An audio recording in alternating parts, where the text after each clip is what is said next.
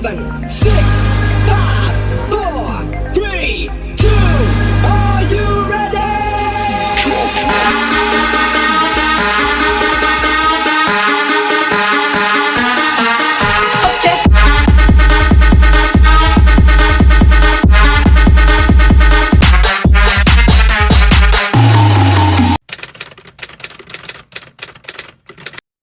Assalamualaikum warahmatullahi wabarakatuh. Perkenalkan, saya Fadli Ramadan dengan NIM 214040061. Baiklah, adapun video kali ini dibuat atas menunjang daripada ujian tengah semester. Baiklah, langsung saja kita masuk ke dalam pembahasan soal kita pada kali ini. Yang mana soal yang pertama, yaitu jelaskan apa yang Anda pahami dari hakikat evaluasi pembelajaran. Jadi, evaluasi adalah sarana mendapatkan informasi yang diperoleh dari proses pengumpulan dan pengolahan data. Proses itu dilakukan melalui pengukuran, setelah itu dilakukan penilaian dalam rangka mengkategorikan hal itu baik, sedang, ataupun dalam hal kurang baik. Dalam pembelajaran, hal yang dievaluasi adalah karakteristik dari siswa dengan menggunakan suatu tolak ukur tertentu. Karakteristik tersebut adalah tampilan siswa dalam bidang kognitif atau pengetahuan intelektual maupun akal, dan juga afektif, yaitu sikap, minat, motivasi, ataupun emosionalnya, dan juga psikomotorik, yaitu keterampilan, gerak, dan juga tindakan. Tampilan tersebut dievaluasi melalui lisan, tertulis, maupun perbuatan. Baiklah, kemudian kita masuk ke dalam yang kedua, mana soalnya mengenai apa itu taksonomi Bloom. Jadi di sini taksonomi Bloom merupakan suatu struktur hierarki yang mengklasifikasikan keterampilan berpikir mulai dari tingkat yang paling rendah hingga tingkat tinggi. Taksonomi Bloom dibagi menjadi 3 ranah, yakni yang pertama ranah kognitif, kemudian afektif, dan juga psikomotorik. 3 dominan tersebut penting dalam pembelajaran, namun domain kognitif seperti pada penjelasan di atas lebih banyak digunakan.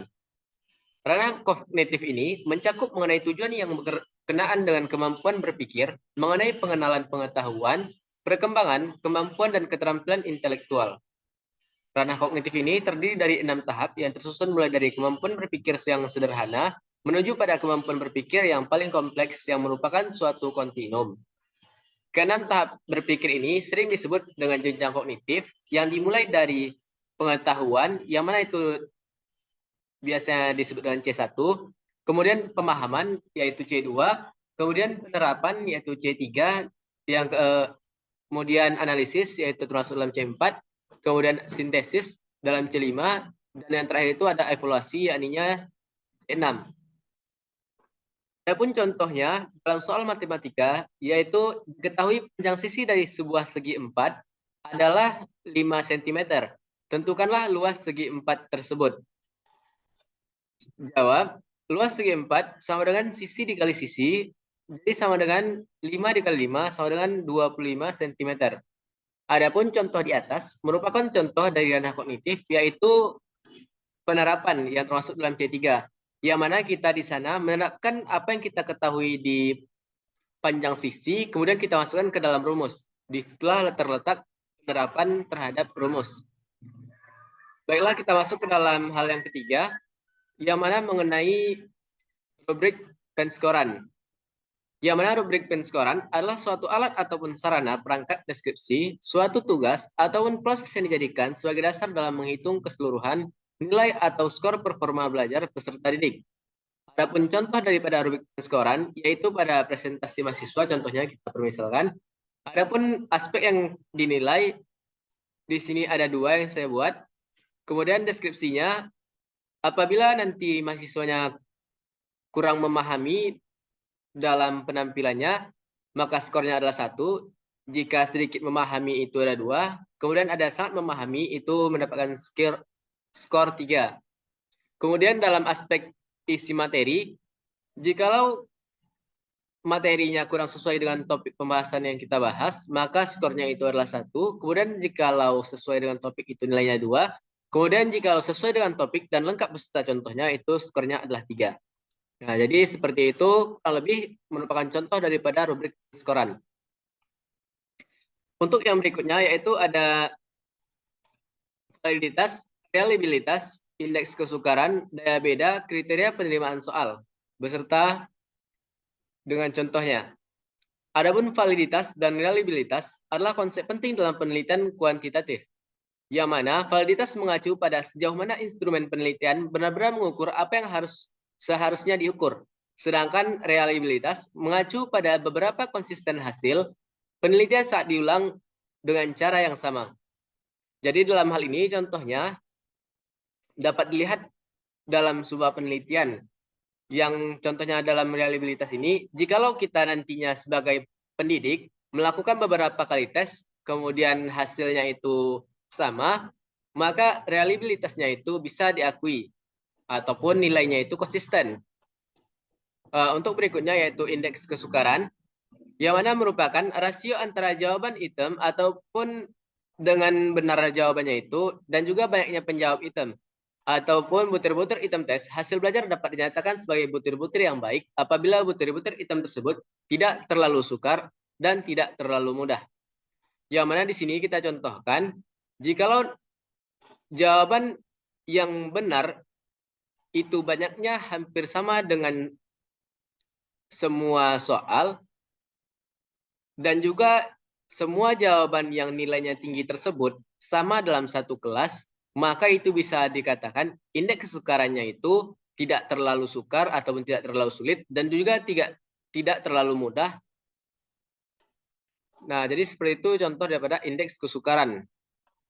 Nah, untuk berikutnya ada daya pembeda soal.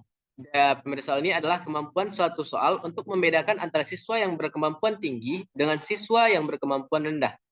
Jadi, dalam hal ini terdapat ataupun dapat kita laksanakan dalam beberapa contoh metode pembelajaran ataupun strategi pembelajaran, yang mana kita membedakan soal di antara siswa ataupun peserta didik yang berkemampuan tinggi dan juga berkemampuan rendah. Nah, contohnya saja, untuk anak-anak yang berada di kelas unggul misalnya, kita berikan soal yang lebih tinggi karena memang mereka mampu mengerjakan hal tersebut. Namun di dalam kelas yang rasanya berkekurangan ataupun kekurangan dalam hal kognitif maupun sarana prasarana yang membuat penunjang pendidikan itu kurang, tentu tidak akan kita samakan dengan yang kelas unggul. Tentu kita sesuaikan pula pembedaan mengenai soal bergantung kepada kemampuan berpikir siswa ataupun peserta didik nantinya. Nah, untuk berikutnya ada kriteria penerimaan soal yang merupakan penilaian yang menjadi patokan dalam soal tersebut.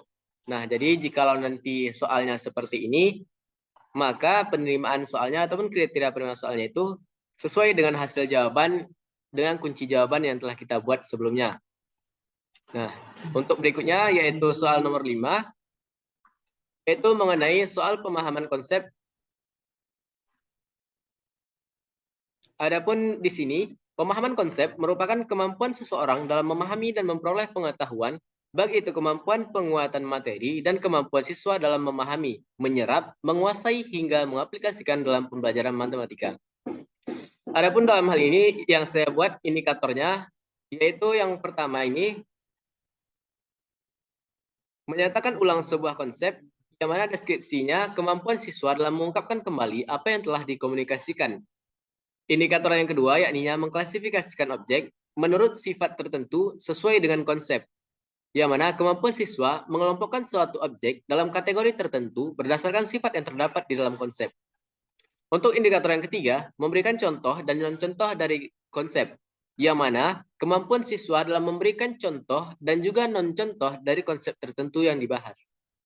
Untuk indikator yang keempat, yakni menyajikan konsep dalam bentuk representasi matematika, yang mana kemampuan siswa untuk menyatakan suatu objek dalam berbagai bentuk representasi yang telah dipahami. Yang kelima, yakni menggunakan, memanfaatkan, dan memilih prosedur ataupun operasi tertentu, yang mana kemampuan siswa dalam menyelesaikan suatu permasalahan dengan memilih dan menggunakan prosedur tertentu secara tepat. Nah, untuk berikutnya, Yang keenam yaitu mengaplikasikan konsep atau algoritma pemecahan masalah. Jadi, kemampuan siswa dalam mengaplikasikan suatu konsep dalam pemecahan masalah berdasarkan dengan langkah yang benar. Baiklah, untuk berikutnya, ini ada saya buat kisi-kisi tes kemampuan, yang mana kompetensi dasarnya itu yang pertama, mendeskripsikan konsep integral tak tentu suatu fungsi sebagai kembalikan dari turunan fungsi. Kemudian kompetensi dasar yang kedua, menurunkan aturan dan sifat integral tak tentu dari aturan dan sifat turunan fungsi. Yang ketiga, yaitu memilih strategi yang efektif, menyajikan model matematika dalam pemecahan masalah nyata tentang integral tak tentu dari fungsi aljabar. Adapun indikatornya, mendeskripsikan integral tak tentu sebagai kebalikan turunan. Yang kedua, menentukan integral tak tentu dari fungsi aljabar. Yang ketiga, menentukan nilai konstanta integral ataupun nilai C dari permasalahan atau persoalan integral tersebut. Yang keempat, yakni menyelesaikan permasalahan nyata tentang integral tak tentu dari fungsi aljabar. Adapun indikator kemampuan pemahaman konsep matematis dalam hal ini, yang pertama mendefinisikan konsep secara verbal dan tulisan. Yang kedua, mengidentifikasi dan membuat contoh dan bukan contoh, kemudian menggunakan model, diagram, dan simbol-simbol untuk mempresentasikan suatu konsep. Dan yang keempat, mengubah suatu bentuk representasi ke bentuk lainnya. Yang kelima, mengenal berbagai makna dan interpretasi konsep. Yang keenam, mengidentifikasi soal-soal suatu konsep dan mengenal syarat yang menentukan suatu konsep. Yang ketujuh, membandingkan dan membedakan konsep-konsep yang diperlukan. Adapun hal ini, langsung saja kita lihat ke rubrik penskorannya, yang mana dalam hal ini bisa dilihat aspek yang diukur itu, yang mana kita lihat pertama itu kemampuan menyatakan ulang konsep.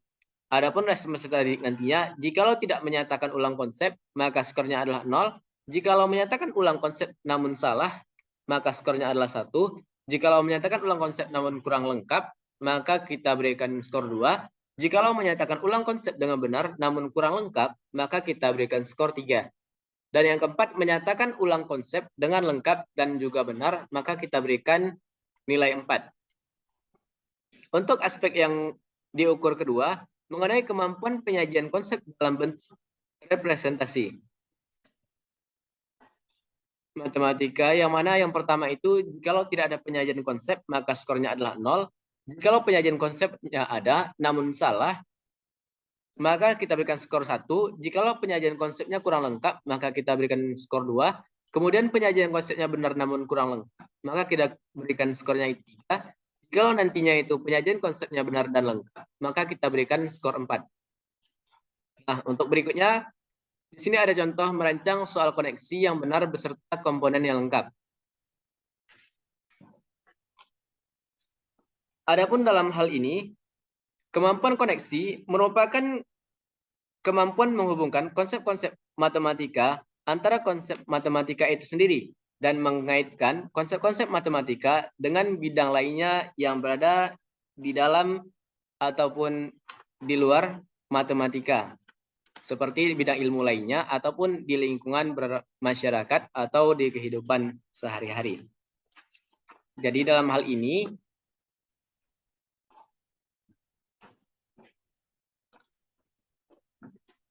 tentu saja koneksi ini selalu menghubungkan hal-hal yang berkaitan, ataupun berusaha untuk mengaitkan hal-hal yang demikian. Baiklah, untuk mengenai apanya, contoh soalnya, ataupun soal contoh kisi-kisi merancang kemampuan koneksi ini, yang mana yang diperlukan indikatornya berdasarkan menurut daripada Hadianto, indikator daripada pemahaman koneksi ini, yang pertama menulis, yang mana itu di mana peserta didik mampu memaparkan ide dan gagasan dengan bahasanya sendiri. Kemudian yang kedua menggambarkan, di mana peserta didik memaparkan ide dan gagasan pikirannya melalui gambar, grafik maupun dalam bentuk tabel. Yang ketiga, ekspresi matematika, di mana peserta didik mampu membentuk pemodelan matematika dari permasalahan yang diberikan. Adapun dari bentuk kisi-kisi, yakninya indikator soal menentukan perbandingan senilai dan berbalik dari nilai berdasarkan permasalahan. Kemudian, memecahkan masalah melibatkan perbandingan senilai dengan berbalik kepada nilai. Dan yang ketiga, memberikan contoh perbandingan berbalik nilai dalam kehidupan sehari-hari. Nah, adapun contoh soalnya, dalam hal ini, apabila ayah mengerjakan proyek perkembangan sebuah hotel yang diselesaikan dalam waktu 12 bulan dengan 6 pekerja, tentukan berapa banyak pekerja yang dibutuhkan apabila proyek harus selesai dalam waktu 6 bulan. Nah, untuk kunci jawabannya sendiri, tentu disesuaikan dengan yang kita ketahui tadi, yang mana apabila dalam 12 bulan itu dapat dikerjakan oleh 6 orang pekerja, maka untuk 6 bulan tentunya kita membutuhkan 2 kali lipat daripada pekerja yang seharusnya. Tentu dalam hal ini dapat dicari jawabannya, yakni 6 dikali 2 sama dengan 12. Jadi untuk menyelesaikan proyek tersebut dalam waktu 6 bulan, maka dibutuhkan 12 orang pekerja. Nah, adapun Rubik scorannya itu sesuai dengan penilaian, namun tidak akan beda jauh dengan Rubik scoran yang di atas. Nanti akan ada perbedaan ketika di aspek yang diukur, kemudian respon peserta didik sesuai dengan aspek yang diukur tersebut. Baik, untuk berikutnya yaitu soal pemecahan masalah. Yang mana di sini kemampuan pemecahan masalah merupakan keterampilan pada siswa agar mampu menggunakan kegiatan matematik untuk memecahkan masalah dalam matematika, masalah dalam ilmu lain, dan juga masalah dalam kehidupan sehari-hari. Nah, ini nantinya kisi-kisinya tidak akan beda jauh juga dengan apa yang ada di atas. Tentu harus ada kisi-kisi, harus ada indikator soal, dan juga Rubik scoran berdasarkan kepada contoh soal dan juga jawaban nantinya. Nah, oleh karena itu tidak lagi saya bahas karena itu hanya sedikit perbedaannya, yaitu nanti ada di indikator dan juga aspek-aspek dalam indikator tersebut. Nah, nanti teman-teman bisa dipahami di video saya yang sebelumnya. Kemudian untuk yang ke-8, yaitu contoh merancang soal berpikir kritis. Adapun kemampuan berpikir kritis ini, teman-teman, yaitu suatu proses berpikir seorang dalam menganalisis dan mengidentifikasi, mengaitkan, mengevaluasi semua aspek yang terdapat dalam suatu permasalahan dengan penuh pertimbangan dan hati-hati, sehingga dapat ditarik sebuah kesimpulan untuk yang tepat untuk menyelesaikan persoalan tersebut. Nah, jadi dalam berpikir kritis ini diperlukan menganalisis, mengidentifikasi, mengaitkan. Dan ini juga termasuk ke dalam ranah kognitif yang kita bahas pada soal yang pertama tadi mengenai berpikir kritis ini. Nah, untuk pemahaman ini tentu dibutuhkan juga kisi-kisi, indikator, soal dan jawaban beserta Rubik scoran seperti pembahasan yang sebelumnya. Dan kemudian yang kita bahas yaitu nomor 9, berpikir kreatif. Yang mana kemampuan berpikir kreatif ini merupakan kemampuan menemukan solusi bervariasi yang bersifat baru terhadap masalah matematik. Nah, di sini teman-teman juga dibutuhkan indikator kemampuan, yang mana sebenarnya ini sudah ada di video saya yang sebelumnya. Nanti mungkin agar lebih spesifik atau lebih mendetail bisa teman-teman lihat di video saya yang sebelumnya saja. Namun di sini sedikit saya bahas kilas ulang sedikit mengenai indikator kemampuan berpikir kreatif. Yang mana indikatornya itu terdapat 4 di sini teman-teman yang saya paparkan, dan juga kebanyakan itu dipaparkan memang 4. Yang mana indikator pertama itu elaborasi, yang mana penilaiannya terdapat pada subjek penyelesaian masalah dengan langkah-langkah yang jelas dan lengkap dengan jawaban yang benar. Subjek menyelesaikan masalah dengan langkah-langkah yang kurang lengkap dan jelas dengan jawaban yang benar. Kemudian yang ketiga itu subjek menyelesaikan masalah dengan langkah-langkah yang jelas dan lengkap meski jawaban salah. Nah, untuk yang kedua, indikatornya itu yaitu kefasihan, yang mana subjek menyelesaikan masalah menggunakan berbagai macam interpretasi ide penyelesaian dengan jawaban yang benar.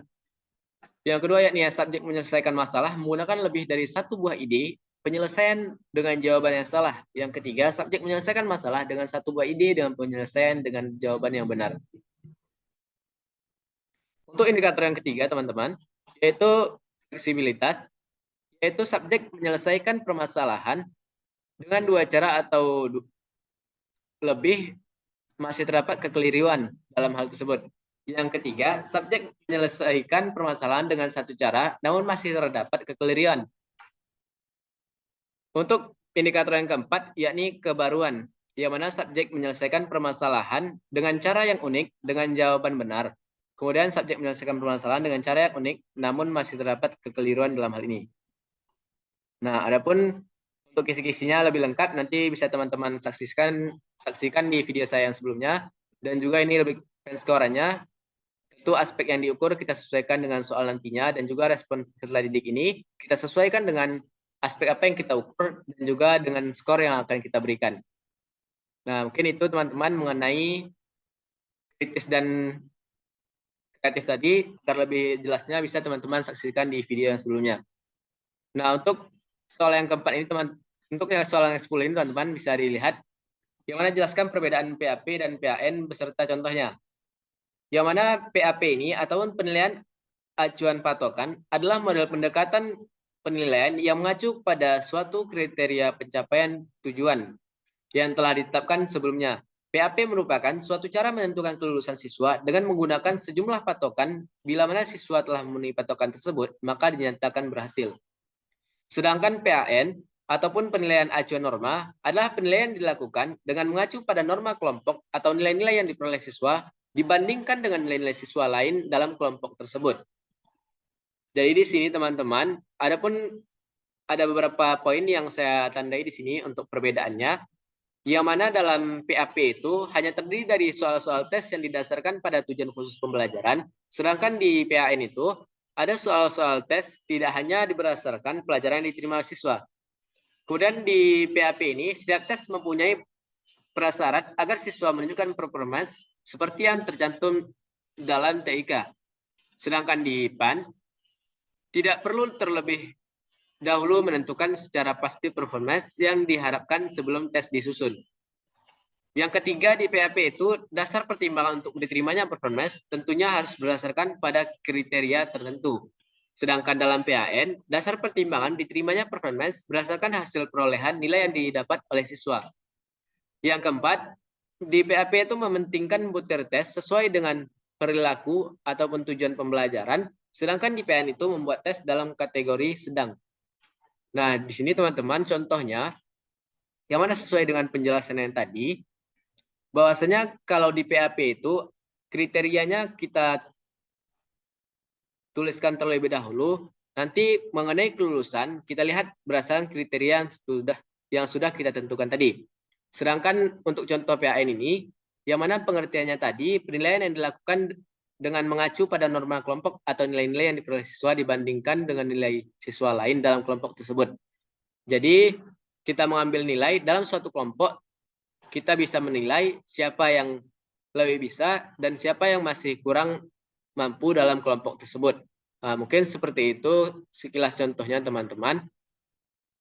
Baik, mungkin hanya sekilas itu saja penyampaian dari saya dan juga penjelasannya. Untuk hal-hal yang masih teman-teman kurang paham atau diragukan, boleh ditanyakan di link komentar nantinya. Mungkin sekian yang dapat saya sampaikan. Apabila ada salah, saya mohon maaf. Wassalamualaikum warahmatullahi wabarakatuh.